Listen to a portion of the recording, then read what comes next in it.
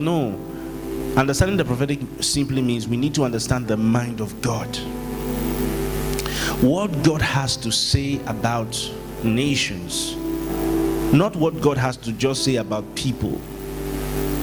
Okay now? And whatever God has to say about nations actually conforms to his promise of a kingdom. The Bible has let us know. It will be very interesting for you to know that God has been speaking through the pages of the Bible for many, many centuries and millennia.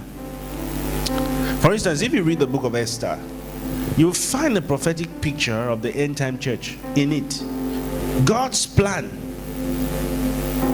You will find the prophetic intent of God, for instance, concerning Israel and the persecution that Israel will face in the last days. When you see a figure like Haman in the book of Esther, he is the Antichrist of the last days. He has 10 sons, and the 10 sons are the 10 kings of the Antichrist in the last days. See that now? So he has always been talking to the church. So it is very important that we must know the mind of God. You know, I believe in Christianity that makes spiritual sense and physical sense. Are you seeing that? After all, that's what Jesus believed in. Yes, sometimes some things may not make sense to the human sense, but that's not because it doesn't make sense. That's because of low IQ.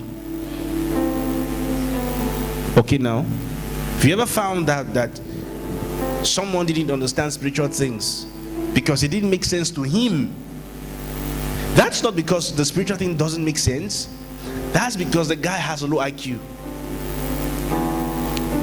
If he has high IQ, he will see the physical sense in it. Because God doesn't just do spiritual things abstractly. The spiritual thing must transition to become a physical thing. Are you hearing what I'm saying? Do you know, let me tell you something interesting you don't know. Historically, and that's why I'm telling you this. I wrote a book titled The Fourth Wind. Some of you have seen the book, but I think for maybe since 2022, is it 2022 I wrote it, or 2024? I'm sure 24. We've not had some prints, so probably you've not seen it in church with some of the books that are there. But I talk about various winds. Now when you read the Bible talks about 4 winds. So that the angels who hold the 4 winds were told to hold it until the servants of God had been sealed. But you may think it's just inframa, right? But those are winds that shape the history of humanity. And the 4th one, that's the 4th wind, was the economic wind. Now, to know that this economic wind will be the wind by which the Antichrist will come. The Antichrist will come with the 4th wind, the economic wind. The wind that governs global finance, the wind that governs buying and selling. So he said that except a man takes the mark, he cannot what? Buy nor sell. He will be in charge of the 4th wind. But before the 4th wind, there were several winds. One of them was the military wind. At the time, there was a time in the history of the world was conducted on the premise of war, even before religion took its center stage. Now they used war and mixed it with the religious wind. So then there were many religious crusades. If you conquered a territory, the first thing you have to do is to use your religion to impose on them. So they became either Islamic or Christian. There were Christian crusaders. Remember, a few days ago when we were talking about Henhard, I was talking about works of Constantine. Now the point here is simple. Here's what I'm trying to say.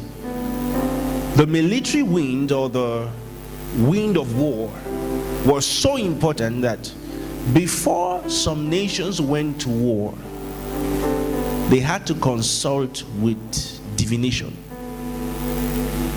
Now, you know, interestingly, till date, okay, we have such consultations.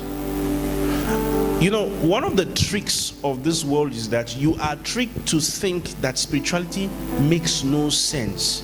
But I'm telling you that many people in the top, I don't think, well, it's just the jokes who have earned no money, who think spirituality means nothing.